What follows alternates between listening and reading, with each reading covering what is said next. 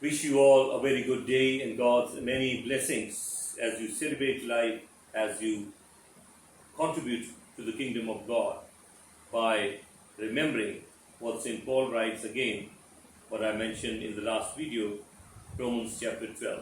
Now he begins by saying, offer yourselves as a living sacrifice to God. Now we have seen sacrifices being slaughtered and the blood ooze out, and in order to please God, this is the painful experience. So by becoming living sacrifices, that is what you and I are expected to experience, that pain of living a life of sacrifice. Because Jesus says, going through the narrow gate, because the gate to hell is wide and there are many who travel it. Well, choice is ours. Are we going to be a God's minority in this world? Because we are, especially in this country.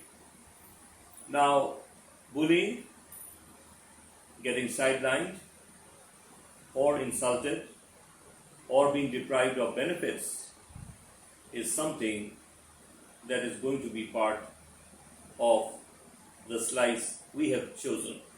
And that's our choice, to be a living sacrifice. And once we understand that, it becomes a joy for us to lead that life, to be witnesses in a world where everybody is traveling through the wide gate, because that's the majority. But wide is the gate that leads to hell, and there are many who travel it. Well, we haven't chosen that path. We have chosen, we are aiming at, we are focusing on heaven. And in case we are aiming to enter His kingdom or heaven,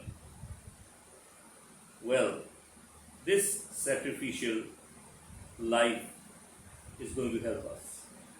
If we become carefree, if we are 50-50, then certainly things aren't going to help us.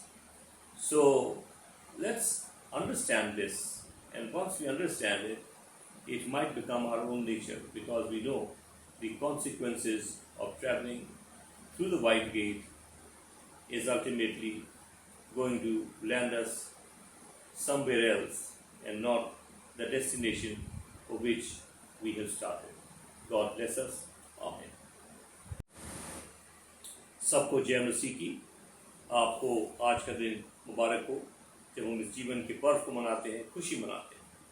हम याद रखें कि हमारे इस संसार के अंदर आज हम फिर एक बात पर जो पौलुस प्रेरित के 12वें अध्याय में लिखी है, जो रोमियो के नाम पत्री लिखता है, वहाँ पर वो एक बात कहता है जो मेरे और आपके लिए बड़ी सहायक है हमारे मसीह जीवन में। और वो ये कहता है, अपने जीवन को जीवित और भावता हुआ बलिदान के रूप में हम जिएं।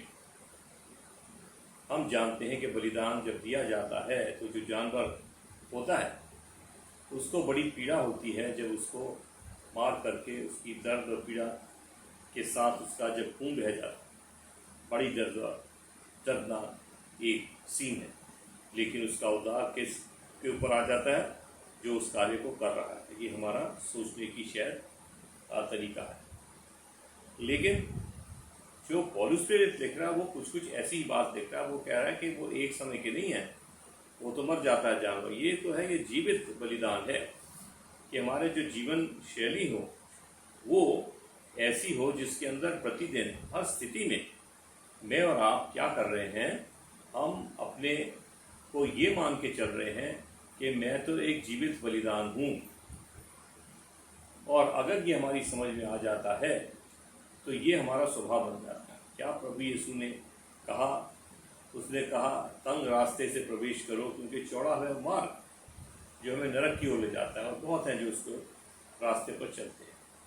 आज मेरे और आपके लिए यही एक चुनाव मुझे और आपको करना है। वो चुनाव ये है कि मैं किस रास्ते से घुसूंगा और वो रास्ता मुझे कहाँ ले जाएगा, ये तो स्पष्ट रूप से प्रभु यीशु ने बता दिया।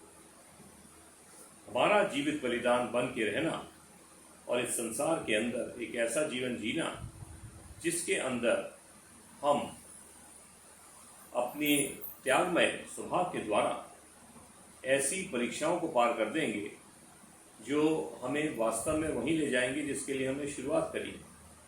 और यदि हम उनमें से हैं जो बड़ा ढील ढाल वाली जिंदगी में आ जाते हैं, समय समय पर घुटनों पे आ गए, इकरार करने लग गए, वो वाली नहीं। ये तो एक परमानेंटली चलना है कि हमें जीवित बलिदान के रूप में इस संसार में घूमते फिरते रहना, हर स्थिति का सामना ऐसे करना है कि मर मिट जाऊंगा लेकिन इन वैल्यूज़ को बदलने नहीं दूंगा। और ऐसा करेंगे तो हम देखेंगे कि हमारे जीवन में शांति, सुख है। इस धरती पर भी परीक्षाएं तो आएंगी, चुनौतियां आएंगी, लेकिन जिस उद्देश्य के लिए हम निकले हैं वो हमारे पूरा होगा कि हम वहीं पहुंचेंगे जिसके लिए हमने शुरुआत करी है।